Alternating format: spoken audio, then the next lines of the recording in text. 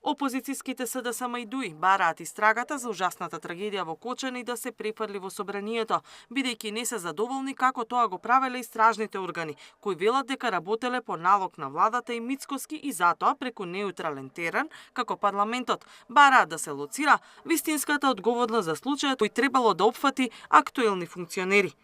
Пред законот мора сите да бидат еднакви и од особен интерес на сите граѓани е истрагите кои што се спроведуваат во врска со оваа најстрашна трагедија да покажат веродостојни, автентични резултати за тоа што навистина се случувало и да се лоцираат одговорните.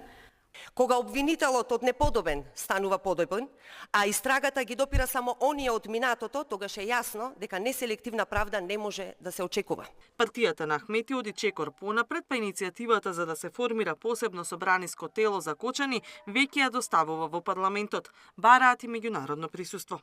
Оваа комисија треба да се формира веднаш и да вклучи представници на ОПСЕ, како и представници на амбасадите на САД, ЕУ и земји членки на Европската Унија во својство на наблюдувачи со цел да се обезбеди фер, независен и транспарентен истражен процес.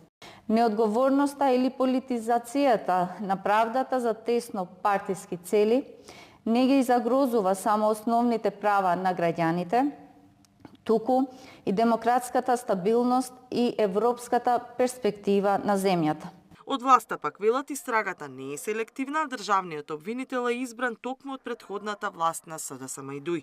Ги почекаме иницијативите да дојдат во собрание и ќе дадеме соодветно мислење и толкување. Од аспект на селективноста не може да се сложиме затоа што на очиглед на целата јавност е дека за прв пат при еден ваков голем трагичен настан во Република Македонија се апсат високи функционери од сите политички гарнитури и тоа не може да се скрие. Меѓутоа, она што не зачудува е фактот што токму СДС и ДУИ се оние кои што го избра ова јавно обвинителство, овие јавни обвинители имаат доверба кога ги бира, за сега одеднаш да немаат доверба во оно јавно обвинителство кое што тие го избрале и тие го создале.